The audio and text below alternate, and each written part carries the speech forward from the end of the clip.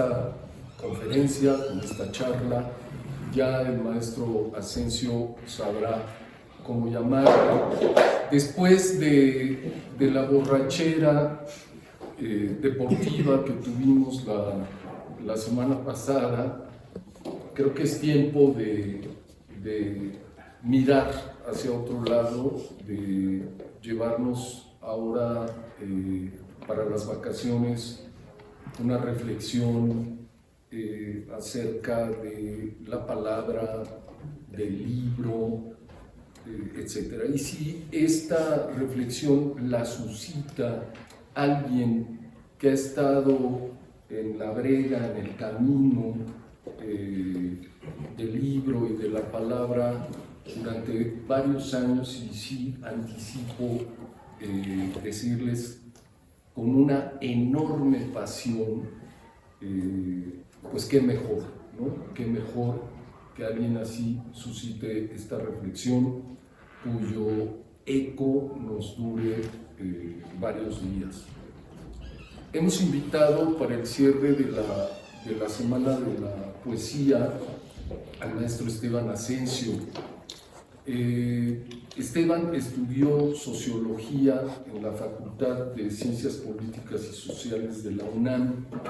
Ha sido colaborador de la revista Casa del Tiempo de la UAM, de la Universidad Autónoma Metropolitana, director fundador de Laberinto Ediciones, una editorial que sigue vigente hasta nuestros días, después de 25 años de labor, subdirector de Literatura y Autores de la Coordinación Nacional de Literatura del Instituto Nacional de Bellas Artes y Literatura, profesor de CIEC Narrativa en el Centro de Desarrollo Editorial y de Contenidos, Escuela de Edición de Lima, Perú. Durante su estancia en Sudamérica, él estuvo un par de años en Sudamérica, trató íntimamente con el poeta chileno Gonzalo Rojas, quien es quizá, Esteban lo sabe mejor, pero quien es quizá, después de Pablo Neruda, bueno, está difícil, ¿no? En Chile, los poetas se dan como milpas, ¿no? Está difícil decir después de Pablo Neruda quién. Yo iba a decir Gonzalo Rojas, pero quién sabe. Huidobro, sí, pensé y me detuve. Pablo de Roca, sí. El poeta porteño Horacio Salas también conoció al novelista argentino Ernesto Sábato, entre otros. En sus antitalleres comparte su propuesta de lectura en voz alta. Su obra publicada contiene, entre otros, los libros Me lo dijo Elena Poniatowska, 1997, 1968, Más allá del mito, 1998, Memorias de un poeta, Diálogo con Gonzalo Rojas, Poesía y tango, Encuentros con el poeta Horacio Salas, Los cántaros de la noche, Sábato en esos instantes, Variaciones sobre la vida mundana de una mujer infinita. Ese título me gusta mucho. Y ha antologado, entre otros, Mis cuentos preferidos y otros relatos de Rubén Darío, Orondo, Epílogo, etc. Quiero que recibamos con un fuerte aplauso al maestro Esteban.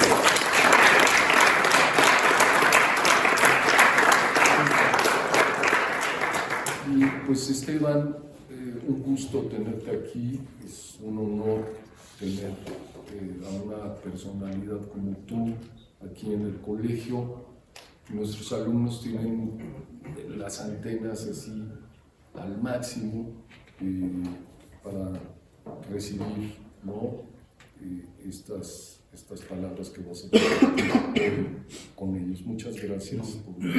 Pues gracias a ti, Jorge, que me has invitado, y a ustedes, jóvenes, gracias por acompañarme, por estar acá.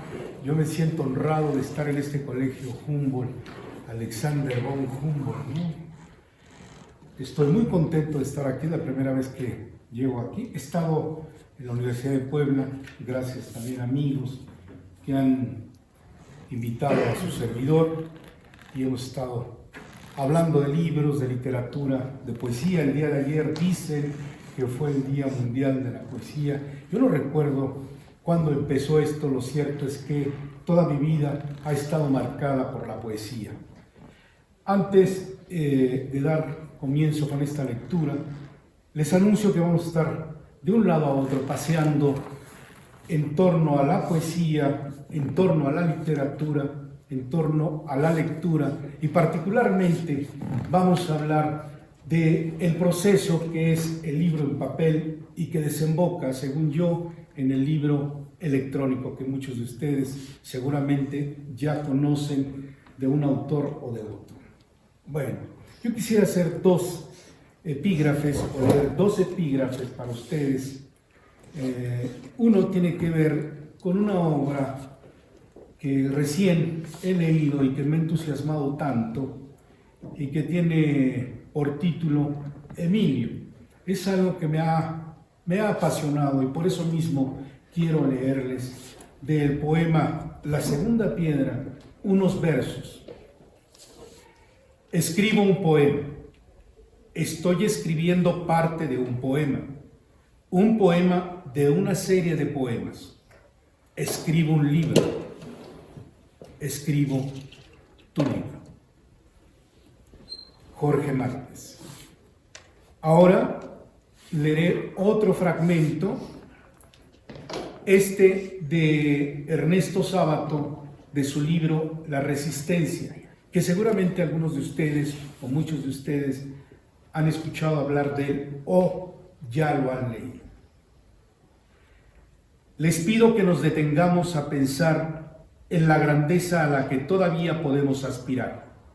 Si nos atrevemos a valorar la vida de otra manera, nos pido ese coraje que nos sitúa en la verdadera dimensión del hombre. Ernesto Sábato.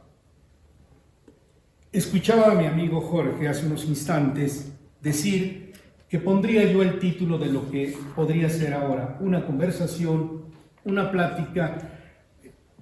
Cuando alguien me invita a dar una conferencia, generalmente no acepto el apelativo conferencia. Se me hace un poco alta o baja, según se vea, y esa palabra la hago generalmente a un lado. Prefiero nombrarla para todos ustedes una conversación, y si me aceptan esta plática, diré entonces cuando la palabra manda. Apuntes de un sociólogo para acercarse al libro y su transformación. Comenzamos entonces, y les pido de favor, si hay algo que ustedes consideren oportuno de comentar, solo intervengan.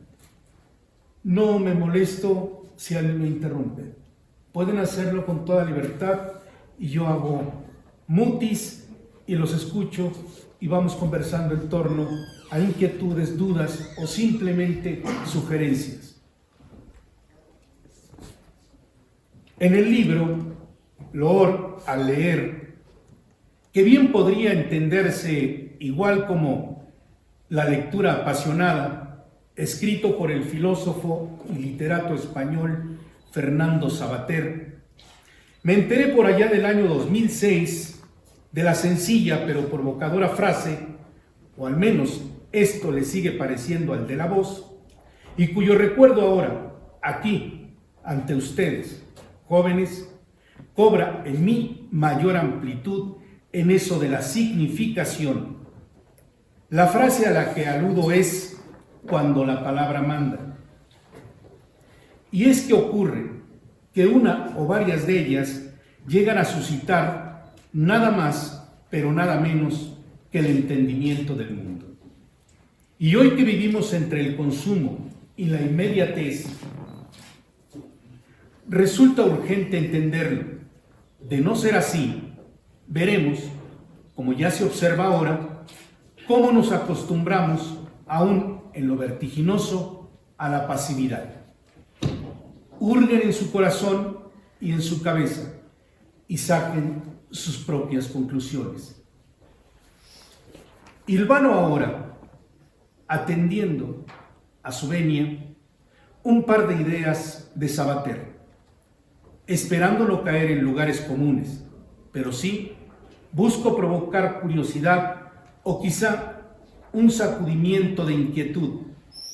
Primera idea: la literatura es promoción, reforzamiento y garantía de la vida en tanto humana. Segunda idea: la lectura se construye en un personaje que a su vez es consecuencia de una manera de ser. Y esto no escapa al hecho del hombre que se crea, que se va completando y llegado el momento se expresa en el noble acto de crear o sencillamente se manifiesta, por ejemplo, en la reparación de una silla que le será útil para un reparador descanso. En esto de conocer y conocerse, he seguido andando y años más tarde me hallé ante la presencia verbal, expresada y pensada en algunos legajos de hojas con el polaco y sociólogo y pensador Zygmunt Bauman, que entre páginas y oraciones se le oye, ya en lectura silenciosa, ya en lectura en voz alta, algo que reflexiona, que nos hace cavilar. En nuestras vidas sometidas a la presión del tiempo, parece que el ciudadano ya no dispone de tiempo para esperar. Hasta aquí la cita. Si observamos un poco, tan solo un poco, veremos cómo la vida pende hoy de la rapidez y por ende de lo desechable. No esperemos a que nos alcance el mundo de la satisfacción instantánea. Rechacemos la idea de llegar a ser humanos residuales que Bauman ya vislumbra. No niego el avance tecnológico, convivo con él. Demos al celular y a la computadora el lugar que merece. Son herramientas y nada más. Neguemos que el futuro se haya encapsulado en esa pantalla. La vida es más que eso. Si alguien tiene aquí alguna pregunta, alguna sugerencia, algo que consideren deba ser escuchado por el narrador, por favor, seré todo oídos y vamos comentando. Seguimos. Bien. ¿A dónde vamos con ella? Al residuo y, por tanto, a la casi inevitable ciudad del desperdicio, donde solos y solamente se ven los montones de insaciables consumidores. Ítalo Calvino la ilustra acaso en el entramado de las ciudades invisibles. En una de ellas, en Leonia, nos cuenta: el resultado es este, que cuantas más cosas expele Leonia, más acumula. Las escamas de su pasado se sueldan en una coraza que no se puede quitar. Renovándose cada día la ciudad, se conserva toda a sí misma en la única forma definitiva, la de los desperdicios de ayer que se amontonan sobre los desperdicios de anteayer y de todos sus días y años y lustros. Hasta aquí, Calvino. Hoy, ya en algunos lugares del planeta, esto es una realidad. Guiyu, un pequeño pueblo chino convertido hoy en una especie de cementerio de chatarra electrónica. Lo mismo sucede también en sitios de la India, de Vietnam, de Singapur y de Pakistán. Residuos tóxicos que siempre circularán cuesta abajo por el sendero económico de menos resistencia, advierte Bauman. Me detengo aquí para hacer una pregunta y hacerles una pregunta. Y entonces, ahora mismo, aquí, ante ustedes, a ustedes, les pregunto, ¿para qué sirve la lectura de un libro? Yo creo que esa pregunta te la querían hacer ellos a ti, pero le salió el tiro por la culata. Ahora leer, muy bien hecho. Por favor. No sé, yo pienso que la lectura, bueno, yo pienso que la lectura funciona para abrir nuestros horizontes y tener un poco más de léxico para hablar. Uno de los principales motivos. Muy bien, eso es cierto.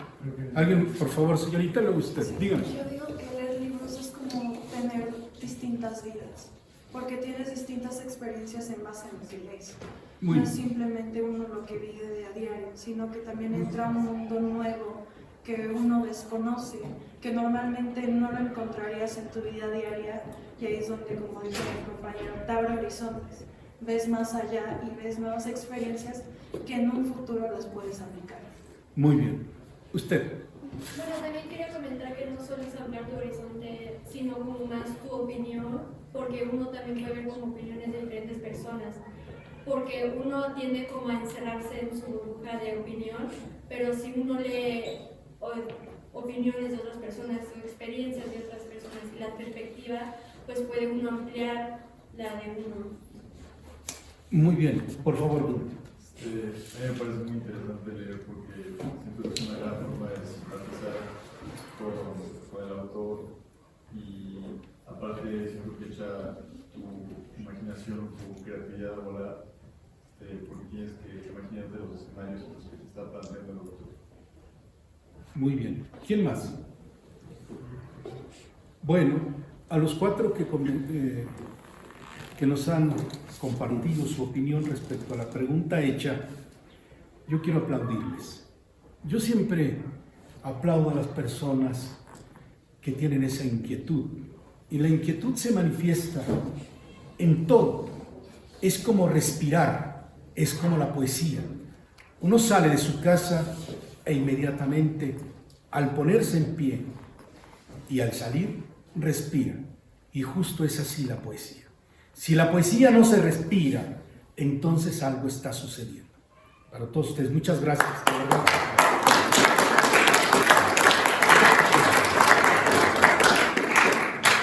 Bueno, el libro es el artefacto que en las manos del lector cobra vida.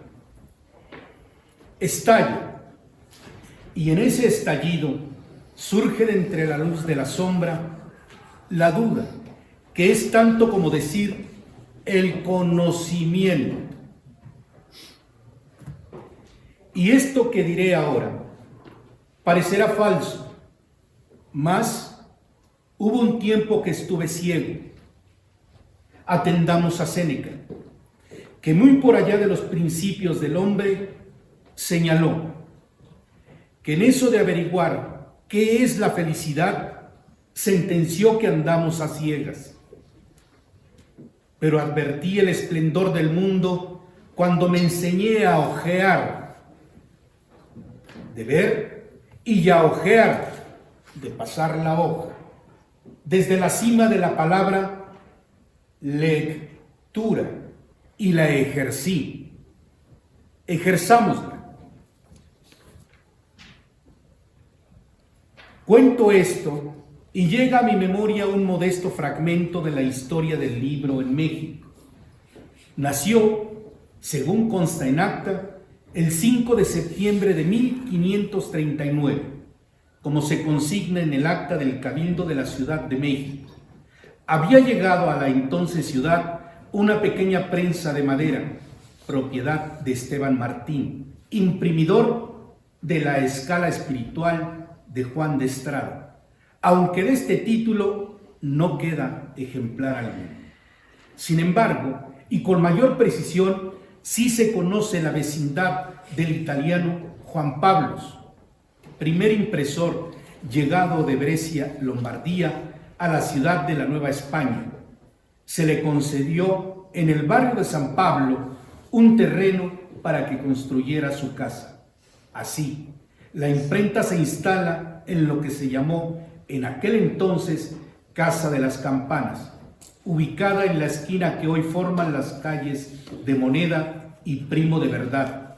A la sazón se imprimió breve y compendiosa doctrina cristiana en lengua mexicana y castellana, que contiene las cosas más necesarias de nuestra santa fe católica para aprovechamiento de estos indios naturales y salvación de sus almas. Libro que fue impreso por mandato de don Fray Juan de Zumárraga, primer obispo de la gran ciudad de Tenochtitlan, México, de esta Nueva España, en el año de 1539. Con el tiempo vendrían otros impresores, y así, y desde por aquel entonces, es que el libro en México se inscribe en el poderoso motivo del progreso y la divulgación del pensamiento y de las inquietudes del hombre. No se puede negar que el libro desde siempre ha sido elemento de eficaz influencia sobre el progreso espiritual de un país, como categóricamente afirmaría el editor Rafael Calleja. Hasta aquí, ¿alguna pregunta, algún comentario? Porque vienen preguntas para ustedes muy interesantes, porque mi amigo el doctor Jorge Márquez ha dicho una cosa muy interesante, una palabra que me parece fundamental para cuando nosotros estamos ante un libro o ante un hombre o una mujer que está diciendo ya sea barbaridades o no. Y esta palabra a la que hizo alusión el doctor Jorge es reflexión. Si no hacemos uso de ella, la nulificamos. Muchas de las veces la utilizamos y no sabemos que la estamos utilizando. Ya estaremos conversando en unos instantes más sobre este punto. En este ya largo camino andado por el libro, como hasta el día de hoy lo palpamos, y que en años recientes se ha difundido ampliamente y nombrado en su nueva presentación como libro electrónico. No sé ustedes, pero aunque nada tengo en contra de este último ejemplar luminoso, consigno aquí que prefiero el de hojas, que en más de una ocasión me he visto sorprendido leyendo entre árboles en ciertos parques de la Ciudad de México, con una suerte de moteadas mariposas en las manos, cuando el viento me favorece con ese encanto suyo de jugar al encantamiento con las páginas de la vida. Sucede que antes, la Ciudad de México hace unos años, poco antes de la pandemia y que nos encerraran, solía yo visitar los parques o algunos de ellos en la Ciudad de México y me gustaba leer en voz alta. Provocar la lectura no ha sido sencillo. Tan es así que hoy nuestro país, con más de 120 millones de habitantes esparcidos en todo el territorio nacional, aún hoy, y recordemos nada más a Vasconcelos, para tener un parámetro de tiempo, aún hoy, seguimos impulsando desde muchos flancos, desde muchos ángulos, la lectura. Algo hay, es decir, que no somos, por mínimo que sea, interesados en ello. Y así nos va. Hay un libro del que voy a hacer mención en unos momentos que se llama Por una universidad lectora. En ella, más de 200 páginas escritas por Juan Domingo Argüelles, uno de los que más sabe de este tema del libro y su promoción, dice con urgencia que la universidad, cualquiera que ésta sea, pública o privada, necesita de la lectura. No sabemos leer. No entendemos.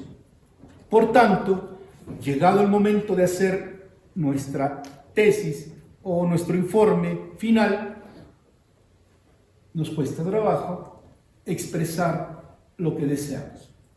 No podemos hilvanar un discurso coherente y claro. En parte se debe a la distancia que ponemos o nos imponemos ante el libro. Entre más lejos, mejor. ¿Cuántas veces no escuchamos a alguien que dice, no, yo no leo porque me duermo, no, yo no leo porque me aburro, no me gusta, en fin, una serie de excusas que llegan muchas de las veces a rayar casi en la insolencia que por desgracia se comete uno contra sí mismo. Bueno, voy a continuar con esto. Conozcamos, ejerzamos nuestro legítimo derecho a la lectura. Entiéndase y con urgencia que, si desde lo más hondo de nosotros no lo consideramos necesario, el libro jamás llegará a ser un aporte sincero y auténtico. La virtud en todo esto no se encuentra únicamente en el objeto libro.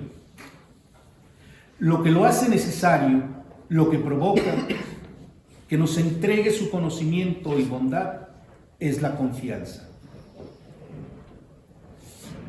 Y para llegar a ella, ya lo he dicho antes y lo repito ahora, no hay método, ni técnica, ni fórmula tan eficaz que intimar con él. De esto desprendo ahora mismo ante ustedes el concepto de felicidad y con él las preguntas que se me vienen como desprendimiento de cerro y casi me sepultan. Para todos ustedes, ¿existe la felicidad? Pensemos. ¿Qué es la felicidad?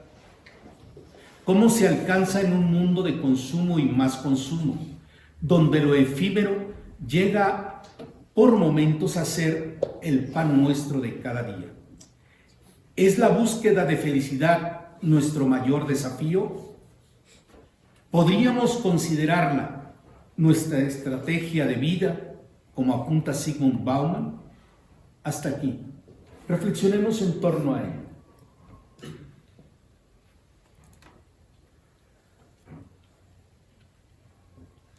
¿Existe la felicidad? Levante la mano. Por favor, señorita. Yo creo que hay una gran diferencia entre ser feliz y felicidad. Siento que felicidad más son momentos y ser feliz ya es reflexionar y decir, pues me agrada mi vida, me agrada lo que está pasando, en estos momentos y soy feliz. Entonces, sí, para mí son más momentos que... Perfecto. Muy bien. Por favor, joven. Yo creo que la felicidad es similar al éxito en términos de que cada quien tiene una definición diferente de lo que es la felicidad y puede variar bastante porque hacías referencia que si la búsqueda de la felicidad era como nuestra razón de ser, pero yo creo que eso es relativo porque hay gente que busca la felicidad en una zona de confort y eso puede limitar el crecimiento como persona. Entonces yo creo que depende de cada quien si ve la felicidad como algo vital o como algo subjetivo o como algo de importancia. Yo creo que la felicidad... Por favor, yo creo que la felicidad sí existe, pero yo creo que tendemos a pensar que siempre hay una felicidad mayor a la que tenemos. O sea, yo creo que siempre pensamos que cuando estamos felices pensamos, pero esto todavía no es felicidad, ¿no? Todavía hay algo más, ¿no? Algo más a lo que podemos aspirar. Y entonces yo creo que más bien la felicidad es como, digamos, disfrutar los momentos, o sea, disfrutar el camino, ¿no? Que siempre decimos que este es el camino a la felicidad, pero yo más bien no veo la felicidad como un objetivo, como una meta, sino más bien como algo que se vive, digamos, durante el transcurso de la vida. Muy bien. Por favor, señorita. Va un poco de la mano con la definición que dio él. Esta definición se va más alineada con la filosofía. Podría decirse que un dicho muy común es que la felicidad es todo aquello que el ser humano usa para llegar a un bien común. Y pues por otro lado yo creo que igual la felicidad existe porque es lo contrario de ser infeliz. Entonces, si no eres feliz, también no eres feliz. Entonces siempre creo que este concepto de contrario para todo. Muy bien. Por acá alguien levantó la mano. ¿No? Pues igual, si se han dado cuenta ustedes, en este caso, muy particular acerca de la felicidad, cada una de las respuestas que hubo, 4, 2 varones y 2 mujeres, todas son absolutamente diferentes. Me quedo con esto que dijo el joven. ¿Cuál es su nombre? Usted. Alonso. Alonso dijo, palabras más, palabras menos, es alcanzar, él le llamó éxito, es alcanzar la plenitud, un poco. También me quedo con esta idea suya, cuando incorpora ya lo individual y lo colectivo, es decir, soy y voy hacia el bien común. Esa es una idea bastante importante y hay que considerar, porque en el arte, en mucho del arte, o muchas de las veces en el arte, comienza de lo individual a lo colectivo, no al revés. Me quedo también con la idea, ¿cuál es su nombre? Emilio. ¿Emilio? Emilio. Ah, mire, nada más, qué bueno, qué gusto saber que sí, ya no estoy bien. Bueno. Emilio está... Sí, porque... al alza. Y bueno, Emilio está al alza, no solo porque acabo de leer ese libro que les digo, sino porque también me recordó aquel libro muy conocido ya de Rousseau, que es Emilio, la educación. Y estamos hoy en este colegio Humboldt, donde la educación, o la escolaridad mejor sería, ¿no? Es importante. Decía que me quedaba con esta idea también de la felicidad, porque yo creo que en buena medida esta de la felicidad es como una especie de utopía. Vamos a hablar de la utopía más adelante y la distopía, pero el asunto es que si la felicidad la buscamos, se convierte en una especie de utopía.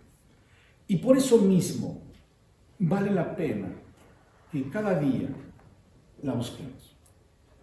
Tal vez llegando a casa lleguemos con los bolsillos vacíos o con las manos, sin ella, pero al día siguiente volvamos a intentarlo. Para alcanzar lo que decía Alonso, tal vez en algún instante plenitud. Así que bienvenidos a este campo del libro, la lectura, por ende, en mi caso lo digo, respetando todas las opiniones, porque son también las que yo he dicho muchas de las veces, la felicidad. Bueno, nombro estas interrogantes aquí, en este colegio Humboldt, cuyo nombre le viene de aquel humanista y explorador Alexander von Humboldt, nacido en el año de 1769 en Berlín, Alemania.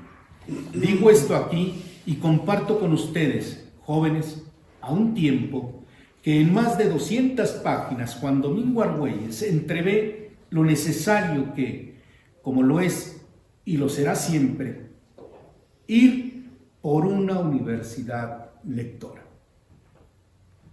Juan Domingo dice, en el tema de la lectura, por ejemplo, dicho sector se refiere a los académicos, a propósito de la pedagogía, cree sin duda que lo más importante de la literatura está en el lenguaje, no está en el lenguaje y la técnica, sin tomar en cuenta que la literatura, salvo excepciones, no tiene como tema el lenguaje ni la técnica literaria, sino la vida misma. Ustedes pueden tomar, llegando a su casa o aquí, en la biblioteca, en algún momento, cualquier libro de literatura, novela, poesía, cuento o incluso ensayo, y verán que de lo que trata es de la vida, de su vida, que es esta que al cruzar esta puerta podemos ver de inmediato. Por ello, aseguran, es importante que la lectura, en su sentido más amplio, y ahí está lo que usted mencionaba, señorita, en su sentido más amplio y no únicamente académico, pase por la universidad y regrese al ámbito social, más fortalecida, dialógica y comunicante. Es esta la forma, según Juan Domingo Argüelles, que debemos acercarnos a la lectura luego de volver. Es un poco lo que hago yo ahora mismo ante ustedes. Luego de leer algunos libros, no muchos por cierto, son tantos de los que se han escrito en el mundo, que en realidad cuando uno lee y habla de una cifra, es hasta ridículo, porque son tantos, repito, que lo que leamos no lo vamos a alcanzar jamás a decir ni siquiera un porcentaje mínimo de lo que se ha escrito en el mundo. Detengámonos unos instantes, pensemos en la rapidez ahora. Con tanta prisa y aceleramiento hemos llegado a la bifurcación de senderos. Donde nos guste o no, reina la incertidumbre. Esta entelequia, causante de los más escabrosos estragos sufridos por ciertas personas que a la vista de cualquiera de nosotros es imposible observar la profundidad a la que llegan. Se ha arraigado con mayor fanatismo en lo económico. De ahí que los individuos, muchos sin entenderlo siquiera, se vean obligados a buscar en lo sustancial e inseguro. Surgen las preocupaciones de las personas, el temor colectivo ante lo incierto, la precariedad que el mercado mismo promueve. ¿Y qué es esto? Sino la calidad de vida saturada de ansiedades. Digo entonces que sobresalen dos de esas bifurcaciones y las menciono ahora para una posible pero necesaria reflexión. La utopía y la distopía. Mas, antes de llegar a ellas, y para calma de quien habla, leo. Me edifico a partir de la lectura. Y es ella, mi pasado, mi presente y mi porvenir. Cuando uno alcanza esa religión, tiene por derecho propio y definido el camino. En un libro, según alcanzo a mirar cada mañana luego del alba, las tonalidades del tiempo, contemplo la vida, los instantes de infinito, y doy cuenta que somos infinito. Lo somos como el personaje de Jorge Luis Borges, aquel a quien nombró el inmortal. Me detengo aquí un instante. ¿Han oído ustedes hablar de Jorge Luis Borges? Sí. ¿Han leído a Jorge Luis Borges? Sí. Ahora la pregunta más escabrosa. ¿Han leído el inmortal? No. Bueno, cuando leo ese título del inmortal, ¿qué le sugiere? ¿Qué le sugiere ese título del inmortal? Por favor. Muy bien. ¿Quién más? Algo indestructible. Indestructible. Bien. ¿Quién más? Por favor. Algo que dejó huella en la humanidad. Bien. Yo le cambiaría nada más el tiempo. Bueno, Es decir, algo que deja, que sigue y que dejará. Bien, pero es eso. Por favor. Como dice el inmortal, yo creo que habla más de alguien que algo. Totalmente de acuerdo. ¿Quién más? Ya definimos al inmortal. Es eterno, indestructible, deja huella y es un ente, ¿no? Es algo. Ahora, ¿quién es ese algo? ¿Ustedes creen que podría estar aquí entre nosotros ahora mismo? Sí. ¿Quién más opina? ¿Está? ¿Quién más opina de esto? Yo creo que sí podría hacerse referencia al tiempo. Bien. ¿Quién más? Bueno, ¿están ustedes seguras de lo que acaban de decir? ¿Usted está segura? ¿Usted? Efectivamente, el inmortal está aquí entre nosotros. ¿Saben quién es? Ella aventuró a decir el tiempo. Y yo puedo decir que sí. ¿Saben quién es? ¿Quieren que se los diga o quieren buscarlo en el inmortal? Ah, bueno, se los digo. El inmortal es usted, usted, todos ustedes son el inmortal. ¿Saben por qué? Porque como género, esta es la humanidad y el inmortal es la humanidad. A eso se refiere Jorge Luis Borges. Así que aquí está el inmortal. Aquí estamos. Por eso decía que el tiempo igual es eso. Bien, ya casi terminamos, porque no quiero abrumarlos tanto. Ambas, utopía y distopía, se especializan, según se sabe, en augurar el destino. La utopía prefigura al final armonía y orden. Por eso decía antes que era la felicidad una especie de utopía y que por tanto había que ir a buscarla. Mientras que la distopía pinta, para desgracia nuestra, una cárcel al aire libre. Y este cuadro último es al que debemos mantenerlo tan alejado de nosotros como nos sea posible.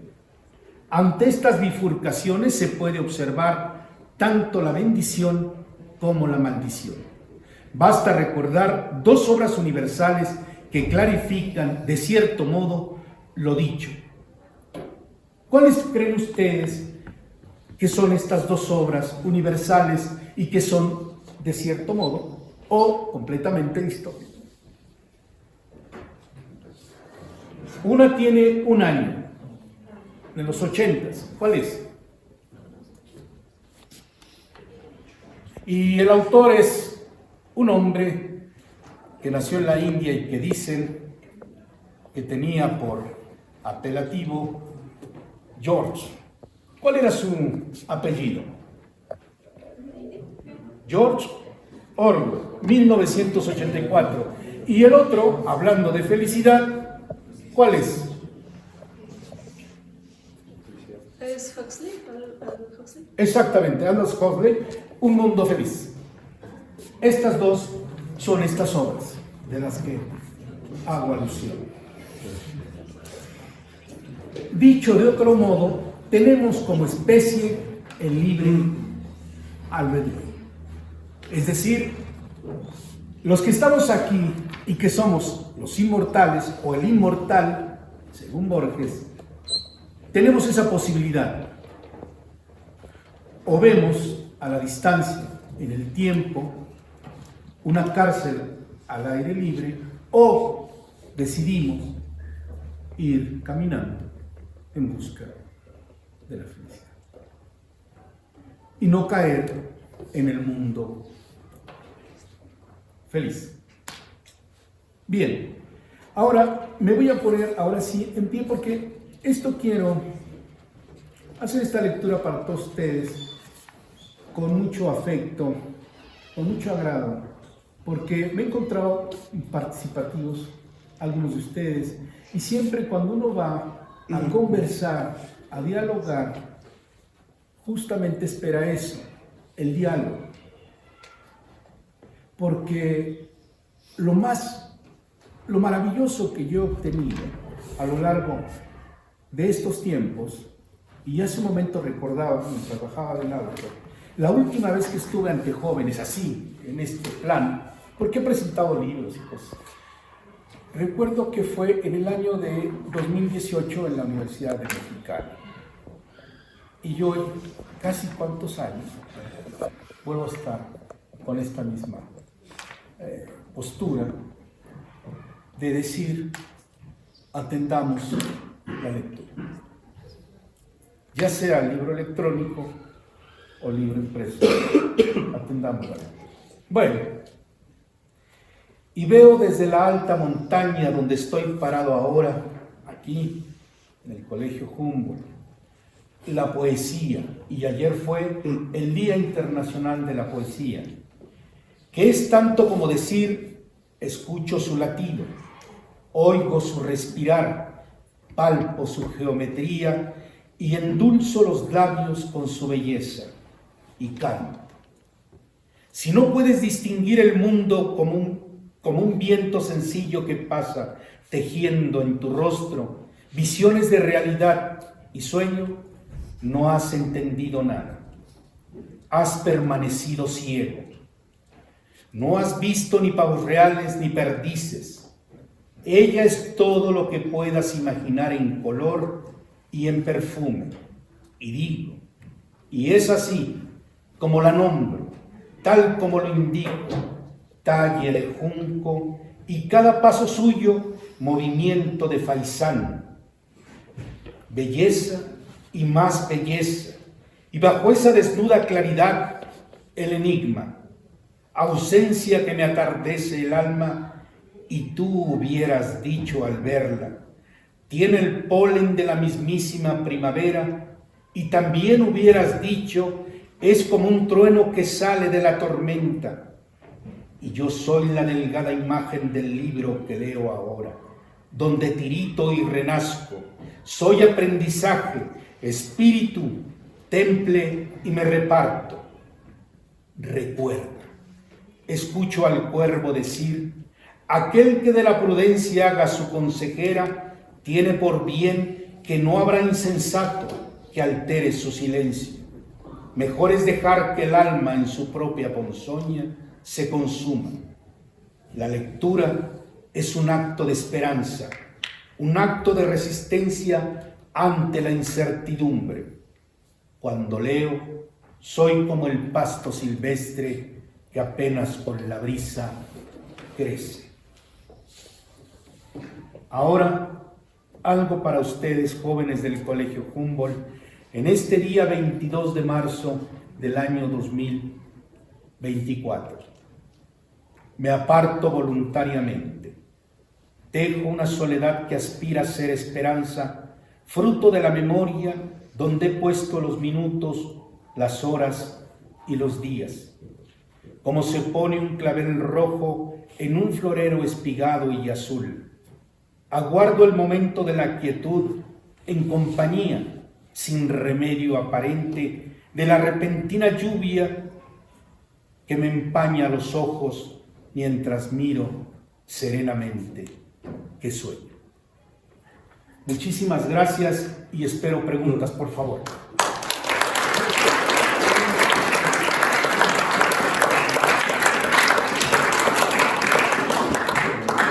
¿A qué se refirió cuando quiso imaginar esa relación de una cicatriz de experiencia en la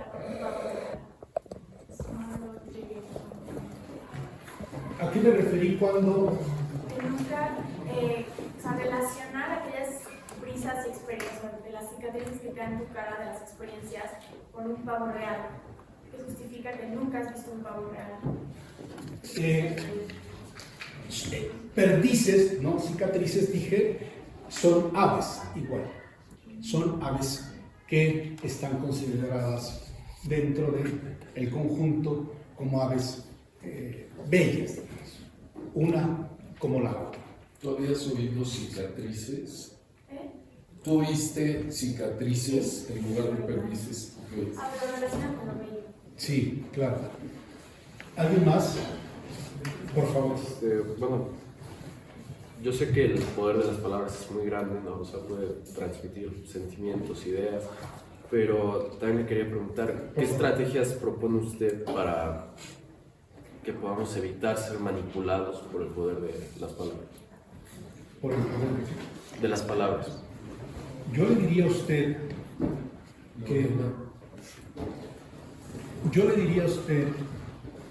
que si las palabras que usted escucha hoy, mañana o cualquier otro día le son necesarias, no existe manipulación. Si las palabras que escucha hoy, mañana o en cualquier momento tienden, como hoy en estas campañas, no voy a decir cuáles, ustedes saben, se manifiestan, debo decirles que todas ellas siempre guardarán la mentira. Ser de estas personas que hoy se manifiestan abiertamente, sin pudor alguno, y por supuesto, con una desfachatez desmedida que raya en lo torpe, nunca tendrán, a mi juicio, y yo he vivido en este año bastante, ya creo yo, como para decir lo que digo. Nunca habrá verdad en ellas. Pero si por el contrario usted se acerca a un libro de los autores que he nombrado o algunos otros que no referí, déjese seducir, vaya adentro por ahí. No se detenga, no se oponga. Aquel que va a mentir, yo le podría decir ahorita cómo les nombro. Y mire que en el año 2000 yo fui parte de una campaña, bueno, ya dije la palabra, y pido disculpas. Fui parte de una campaña. Y estuve ahí, y por eso sé que lo que digo no ha cambiado nada. Nada. Y he sido funcionario. Y veo cómo se manejan estas cosas. Así que su pregunta sobre cómo impedir que nos manipulen las palabras es usando las palabras en nuestro favor. En todo caso, los sentimientos son los perversos, son los falsos, los que mienten y tienen nombre y apellido. No las palabras. Las palabras son gentiles. El mal uso que les demos es otra cosa. Déjese seducir por ellas. No voy a usar su palabra de manipulación, aunque ya la dije. Déjese seducir por ellas. Mire, aquí tengo en este portafolio que me acompaña desde hace mucho. Y libros. Mire, tengo de Chalamet, el libro de los reyes. Es el tomo 3 que estoy leyendo, son 5 tomos. Yo, cuando daba pláticas o conferencias, como quieran, conversaciones, siempre les compartía lo que leo. Hoy pensé que no lo iba a hacer bien. Gracias, usted me provocó compartirlo. El Chalamet de Ferdowsi, el libro de los reyes. Son 7 tomos en la versión que yo tengo. Son más de 60,000 versos. Una maravilla. Yo me dejo seducir por esto y encuentro lo malvado que somos como género. Dostoyevsky ya lo decía en esa famosa frase que por cierto le encontré también en el Chalamet de Ferdowsi, que decía: quien explora su corazón, explora el corazón de los demás. ¿Por qué somos tan imperfectos unos como otros? No importa género, ¿no? Si es mujer u hombre. Somos tan imperfectos, pero justo por eso hay que ir a buscar eso que es la felicidad ¿Alguien más? Por favor. ¿Cómo influye el lanzamiento de un libro de carácter político en la sociedad? ¿Cómo influye? Yo le voy a decir, mire, hace unos días estuve en una presentación del libro Las dos izquierdas, donde estaba mi amigo Joel Ortega Juárez y estaba también este político y que ha sido alto funcionario, fue algo de Relaciones Exteriores, estoy hablando de Castañeda, Jorge G. Castañeda. ¿Y cómo influye esto? En parte, en principio, porque somos un poco incautos en principio y morbosos por la política. ¿Cómo influye? Va a depender del nombre de quien escribe. Es decir, si usted escribe un libro, pensemos, usted escribe un libro y yo veo que pone usted Las dos izquierdas. Si usted no lo conozco, a lo mejor no lo compro. No me va a decir nada. Muchas de las veces yo leo Jorge G. Castañeda y lo compro. Ya hay una incidencia a través del nombre porque uno hace referencia a este político o a este funcionario de alto nivel que fue secretario de Relaciones Exteriores. También va a incidir en nosotros un libro de política si nosotros estamos interesados en ella. Piensen ustedes en el libro que sacó el señor presidente, que no sé qué diga, porque no pienso leerlo, pero uno compra el libro. Lo va a comprar todas aquellas gentes que votaron por él, que siguen, y que tienen que ver con, ya estoy metiéndome en la política, con prebendas, por prebendas, ¿no? Es decir, como a mí el señor López Obrador me da mi dinero, pues a lo mejor voy y compro su libro, pues total, es del dinero que me da, no pasa absolutamente nada. Tiene que ver con el nombre, para que incida en nosotros un libro de ese género que usted está hablando. Yo nunca he comprado libros de políticos, así que me cuesta trabajo, así que no han incidido en mí. Pero sí veo que mucha gente compra, es el morbo lo que llama. Si dice el señor Calderón, mañana saca su libro y dice, bueno, compren este libro y aquí están las verdades de este señor, voy y lo compro. ¿Qué pasó con el rey del cash? Se vendió, pero, por favor, ¿sí o no? Sí. Queríamos saber los chismes, ¿no? Queríamos ver de dónde sale la marmaja, ¿no? El billete. Y bueno, pues compramos el libro en función de eso. Pero en realidad son insípidos. Hay libros más ingeniosos como este de Bauman, no sé, ¿qué es la felicidad? O los residuos humanos, estas cosas, ¿no? O Max Weber o Habermas, hablando de alemán. ¿Cree que nos deberíamos dejar de influenciar por el nombre del autor? ¿Que sí? Que nos deberíamos dejar influenciar por el nombre del autor. Si es Thomas Mann, déjese de influenciar, por favor. Sí, claro. Si es Goethe, igual, déjese de influenciar. Si es Hölderlin, estoy nombrando puros alemanes a propósito. Déjese de influenciar. Pero si nos podemos ir a los austriacos, si lee a Robert Musil, déjese seducir y vaya con él. Si hablamos de Brock, vaya también y lea, por favor, no se lo pierda, La muerte de Virgilio. Si es Joseph Roth, lo mismo. Si es Canetti, igual. Vamos a los rusos. Si es Dostoyevsky, por favor, no le ponga pretexto. Y lea Crimen y Castigo, los hermanos Karamazov. O si es Tolstoy, hombre, hay que conocer la vida de Ana Karenina. Y Guerra y Paz. Y entendamos qué pasó con esa invasión francesa, con Napoleón al frente y su derrota. Déjese seducir por ellos. Por George Orwell, por Aldous Huxley. ¿Y qué pasa con los nuevos autores? Con los nuevos autores, le voy a responder, pero antes quiero decirle, yo soy un lector antes que escritor. Y toda mi vida, o casi toda ella, me he pasado leyendo, en principio, a los clásicos. Este autor norteamericano, que dicen incidió en la literatura del boom, particularmente dicen entre otros, en García Márquez. Estoy hablando de este autor norteamericano, William Faulkner. Gracias, William Faulkner. Ya les iba a preguntar.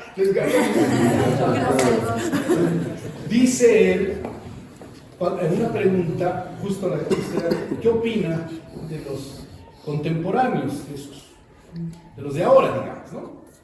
Y Faulkner responde, que por cierto es un libro muy bonito que viene en enero. Dice William Faulkner, no los he leído, pero bueno, pues tampoco William Shakespeare leyó a sus contemporáneos, decía, y hace una serie de cosas. Algo parecido me sucede a mí, casi no leo a mis contemporáneos. Pero, ¿qué pasa con los de ahora? Le voy a decir que conozco a varios. En la editorial Gracias llegan manuscritos y hay muchos jóvenes. Hay buenos escritores jóvenes. Y le voy a decir un poco más.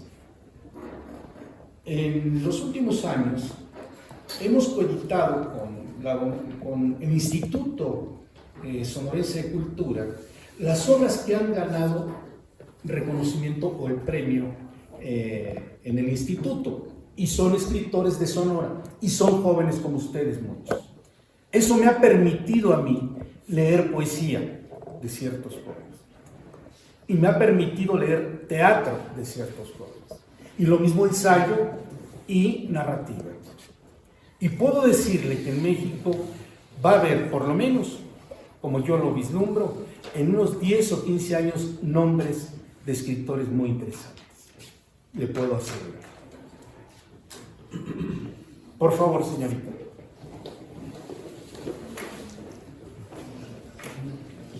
En su opinión, ¿cómo cree que impacta hoy en día la poesía en las personas tras la era tecnológica y la inteligencia artificial, para los lectores y para los escritores? Bueno, yo creo que la poesía, por alguien dijo acá, me hizo una pregunta de cómo es que podemos nosotros arribar. Yo creo que lo importante, si el poeta logra tocar la fibra más sensible, y en eso no cambiamos nosotros, aquí el amor es el amor como en China, como en todos lados.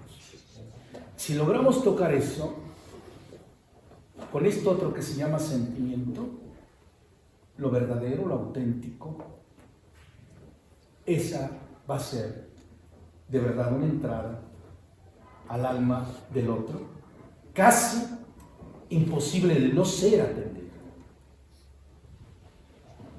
Respecto a la inteligencia artificial, fíjese que a mí particularmente ya estuve chateando un día y me encontré con que pues hace todo lo que dice uno, ¿no? Y yo me preguntaba, ¿y qué va a pasar con todos los qué va a suceder con? No sé, piensen en el género que a veces yo manejo, que es el periodismo, con un redactor, con alguien que esté, ¿no? Pues yo le digo, oye, dime quiénes, pensemos en el político, hablando de política, vamos a jalar todo esto, ¿no? No sé, en Claudio Sheinbaum, ¿quiénes? Ya no voy a mandar a reportar, pues está, se lo pido y me lo da. ¿Cuántos? En segundos, no sé. Yo creo que ya me tardé. O Ahorita. sea, se quedan ciertos años, no tiene toda la cobertura. Claro, exacto. Allá voy. Pero ahorita me daría algunos datos, ¿no? Rapidísimo me daría. ¿Qué va a pasar con todo esto? Adelante. Perdón, Palacios es experto en... No. Por eso, con toda Con precisión. Bueno, Está actualizado hasta ayer. no, pero está bien que además aprendo, ¿no? Porque cuando uno llega aquí, en realidad lo que quiere es también aprender. No, es una herramienta. Sí, yo también, yo así lo creo. Yo por eso les decía hace unos instantes que yo pongo en su justa dimensión estos instrumentos. No podría dejar de leer un libro, que acabo de mencionar, que fue escrito o terminado en Charamé en el año 1010, por meterme a ver, no sé, el perfil de alguien, ¿no? Dios, no me imagino. Y miren que convivo con eso. No soy experto, pero convivo diario. Porque en la editorial hacemos libros electrónicos, en fin, estamos con esto, ¿no? Así que la inteligencia artificial, yo tengo mis asegúnes, ¿no? No sé qué tan benéfico puede ser, más allá de pedir cosas y todo esto que ya sabemos. Lo he hecho en el chat, por eso lo digo. Donde no puede es cuando ya le pido elementos como sentimientos, estas cosas no me lo puede dar y me dice, no, eso sí no puedo, ¿no?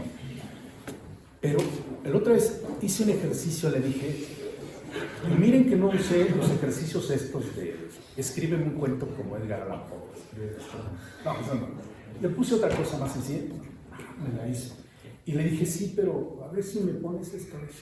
Y luego me respondió, no, eso sí, no estoy capacitada o capacitada para responder. Pero si le pones, hazme la reseña del amante de James Joyce.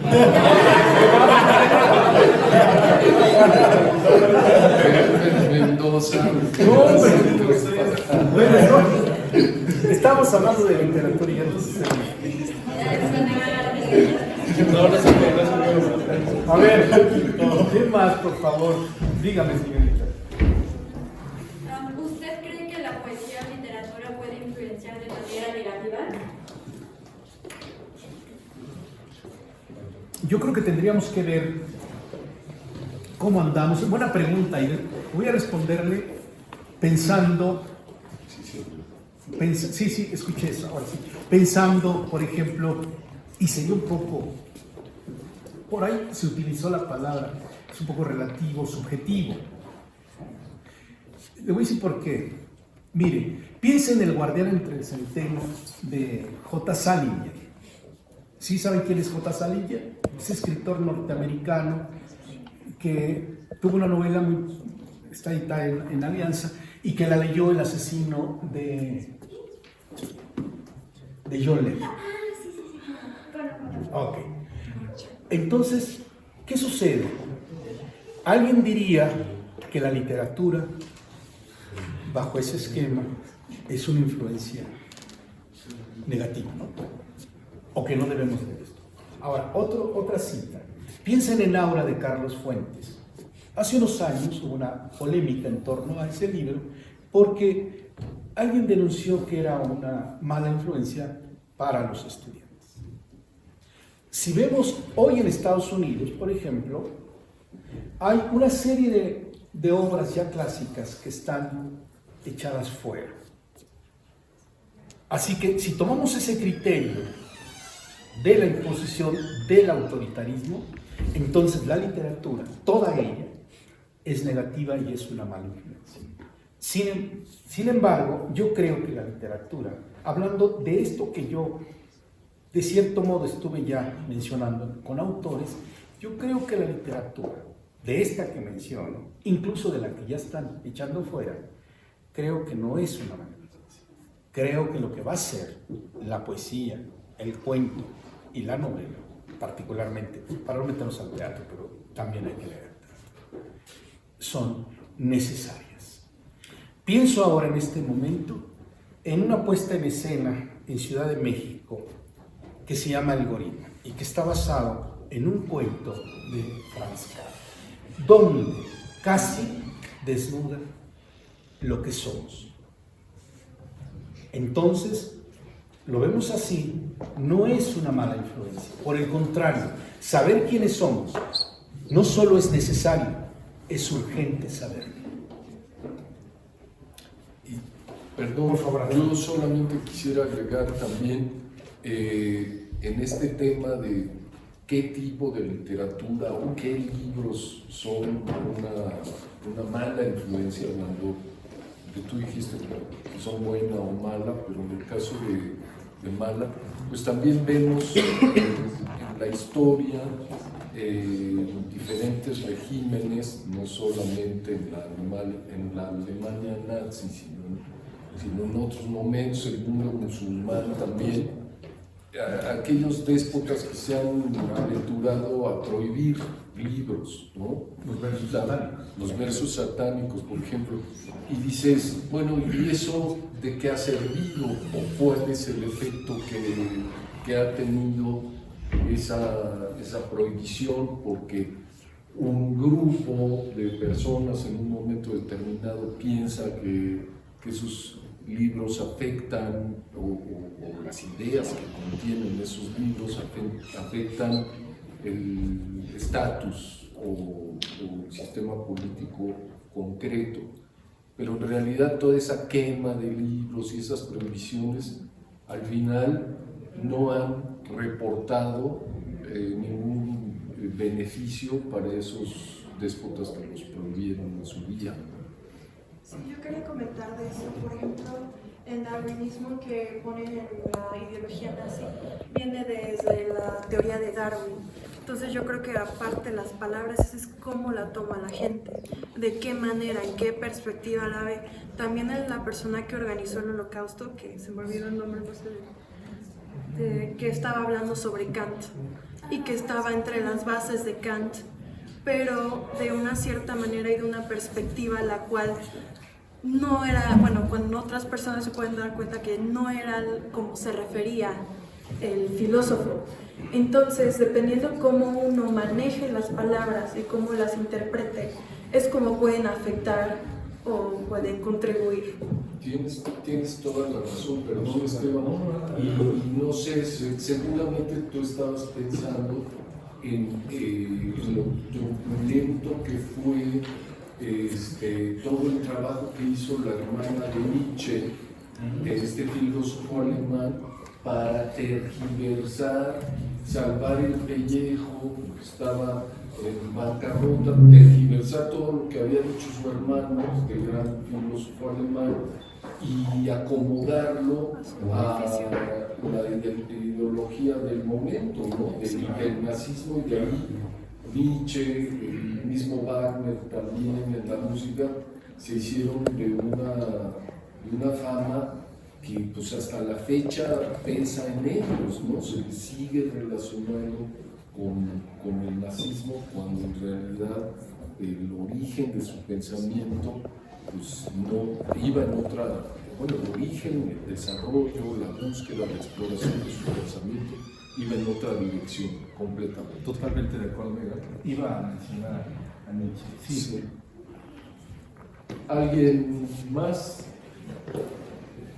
Por allá. Bueno, para usted, ¿qué es lo más difícil de escribir poesía? No, Para usted, ¿qué es lo más difícil al escribir poesía? Qué difícil pregunta, ¿no? ¿Qué es lo más difícil?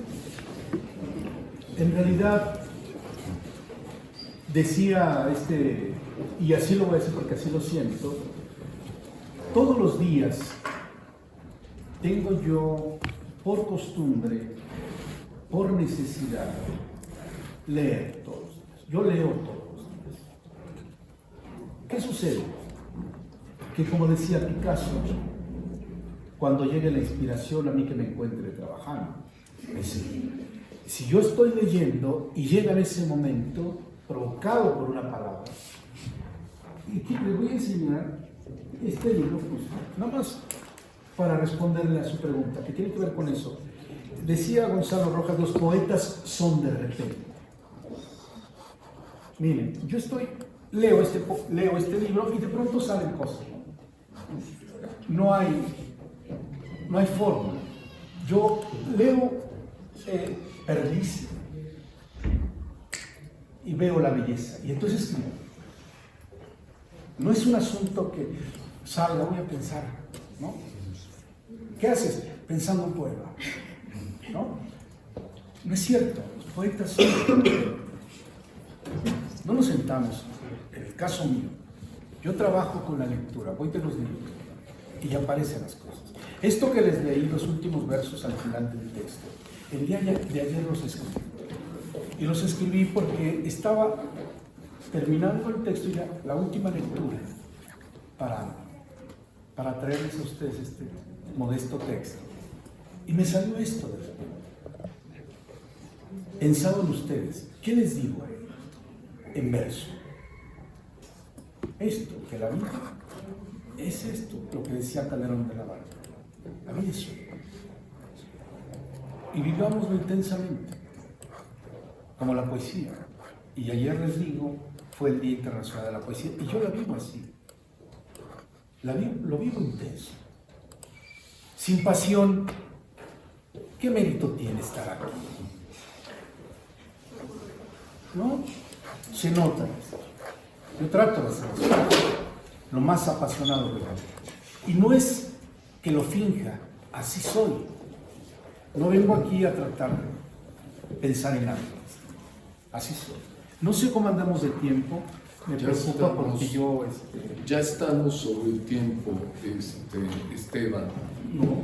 Realmente creo que los 2 minutos que nos quedan, yo los tomaría pues, básicamente para agradecerte, en primer lugar, tu presencia y bueno, haber compartido con los muchachos, con las chicas, los chicos, tu experiencia, como dijiste hace un rato, básicamente como lector, tu pasión por la lectura que sin más palabras podría ser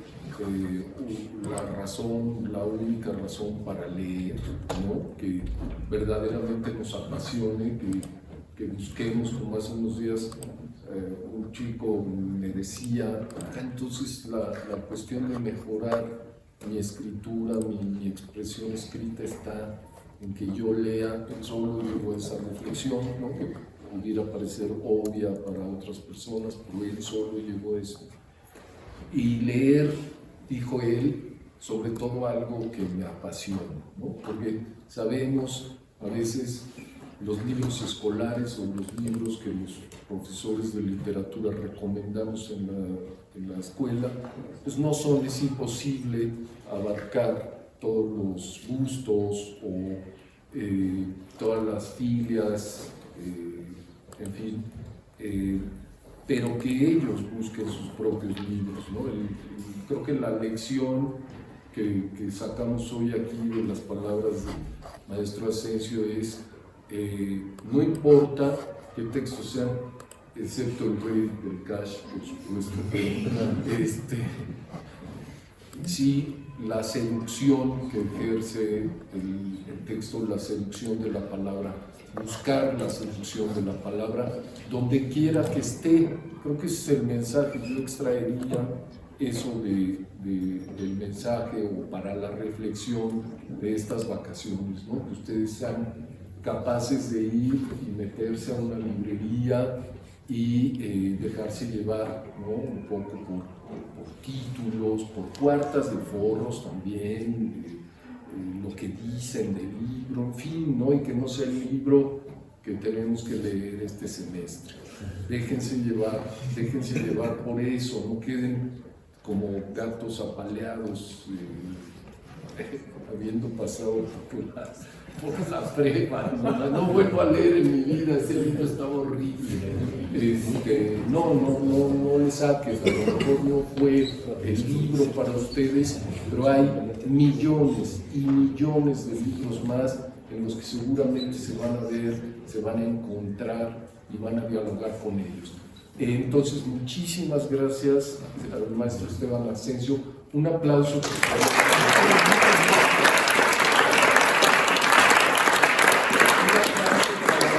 Y también para ustedes, porque han sido un público excepcional.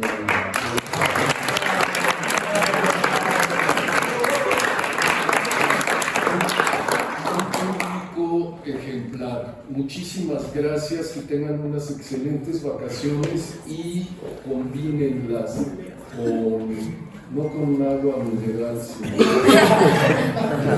las vacaciones, sino con lectura, ¿no? Lean mucho. Cuídense, muchas gracias. Gracias.